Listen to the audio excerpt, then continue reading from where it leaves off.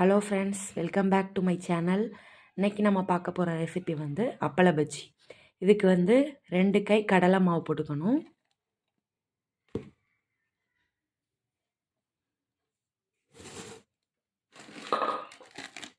அதுக்கப்புறம் 1 கை அரிசி மாவு போட்டுக்கணும்.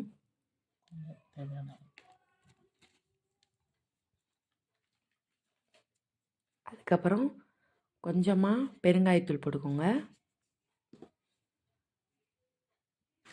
அதுக்கப்புறம் கொஞ்சம் காரத்துக்கு தனி மிளகாய் பொடி போட்டுக்கோங்க. அதுக்கப்புறம் கொஞ்சமாக உப்பு போட்டுக்கோங்க. இதெல்லாம் போட்டு தண்ணி ஊற்றி நல்லா மிக்ஸ் பண்ணிக்கோங்க.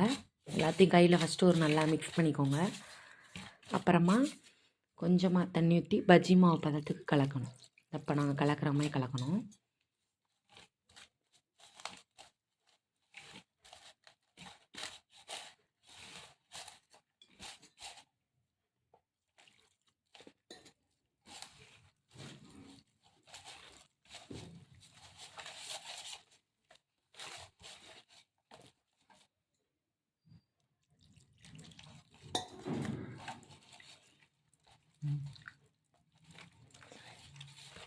நல்லா பிசையணும். எல்லாமே நல்லா மிக்ஸ் ஆகணும்.